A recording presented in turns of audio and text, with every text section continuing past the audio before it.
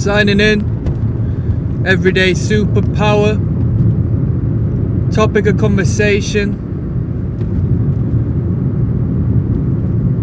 What is the quality of attention you give them? Right? So here we talk body language, non-verbal communication and everything in between. How to efficiently communicate and establish relationships with those around you.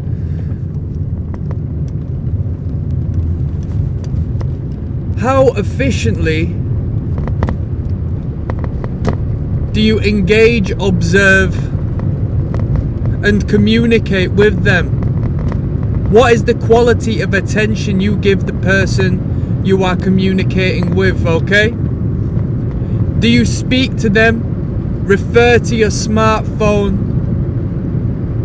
Dart your eyes around the area?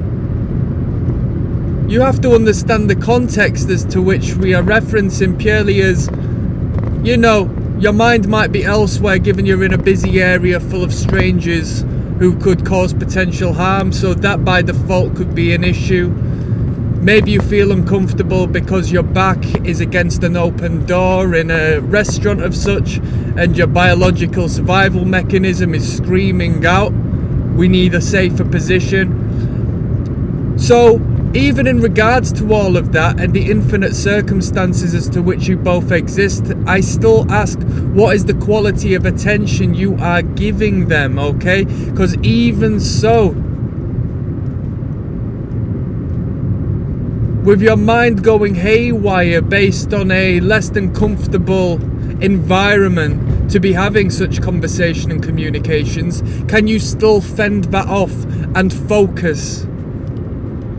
Can you still hear what they're saying? Can you still observe the rhythm of their body as they say it? Can you see how they physically illustrate the words and ideas?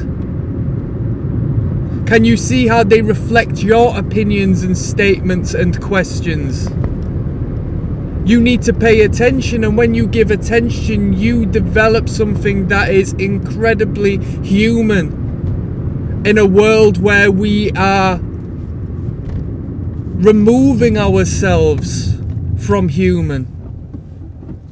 In a world so influenced by technology, and in a world so influenced by forces that don't want us to be who we truly are, we will be special when we engage in a human manner. We will be special when we showcase an actual interest as opposed to a egotistical, self-absorbed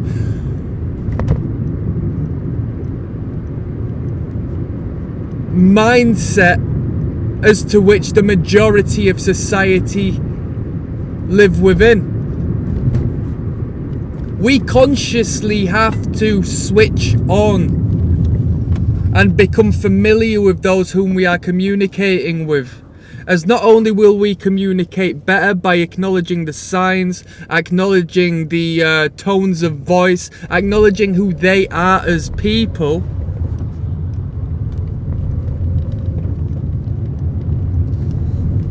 but we will also stand out in the crowd and become larger than life. A good boss is somebody who understands his subordinates, what makes them tick, what makes them work well, and what environments they like to exist within. Whereas a bad boss doesn't show the interest within that. The bad boss is self-absorbed and more interested in oneself. That doesn't develop a positive working culture. It doesn't establish a good communication and relation with the subordinate party. You will garner mistrust, dislike and even hatred by not involving yourself with the attention necessary for the human animal to feed back respect.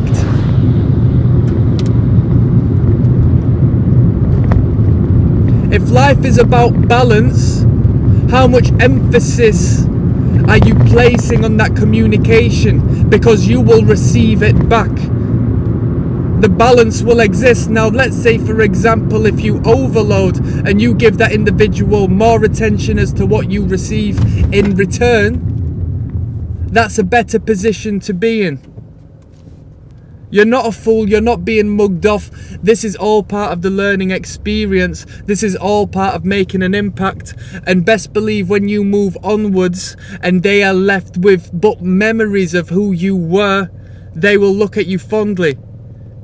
Given you didn't approach it in a sad way. I'm not talking about simping for women. And, you know, the question initially was, what quality of attention are you giving? And if you were giving a quality of attention, you'd be able to read the signs as to whether the communication you were having was a major turn-off. Alright?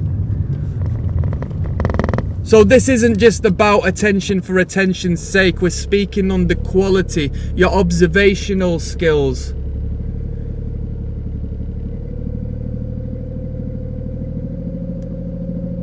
Get where I'm coming from, yeah? So what is the quality of your attention? Just by consciously questioning oneself and believing that one is going to put the attention into their next communications and pay attention and see if there is anything worthwhile they can discover. By default, you are placing yourself above your competition as far as developing the right relationships, persuading the right people, and romancing and seducing the right individuals is concerned, because they're not thinking of that. They may have a natural gift, don't get me wrong. They may have a natural gift, but it comes uncommon.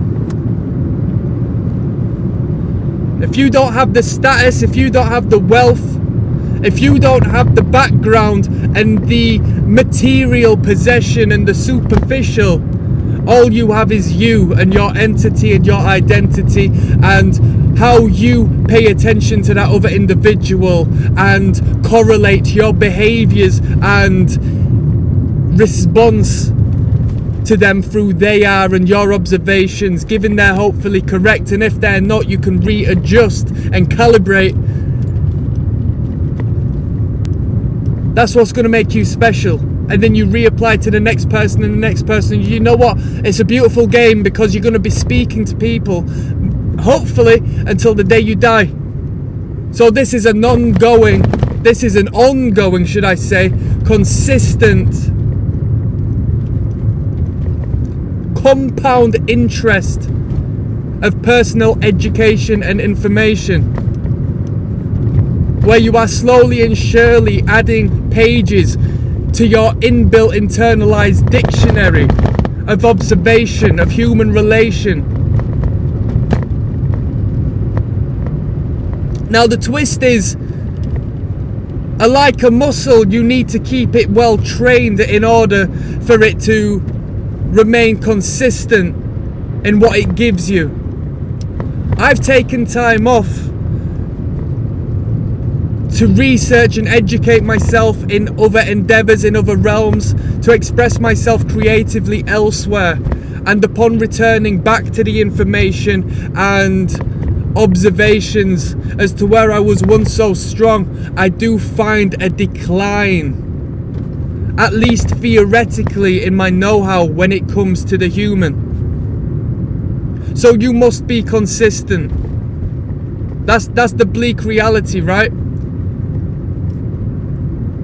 Now the positive is, this is just the art of communicating with other individuals. This isn't taking time out of your life to practice an instrument. This isn't taking time out of your life to read books and educate yourself. This isn't taking time out of your life to go and pursue a career.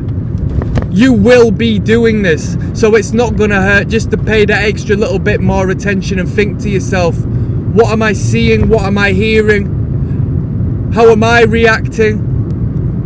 Although less about how you are reacting and how you are, just leave yourself communicating, get under their skin and try to see the world from their eyes. Try to put their glasses on in regards to how they perceive the reality that you both exist within?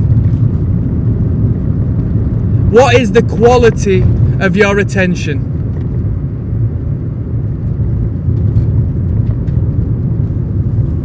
Click subscribe. I'm signing out.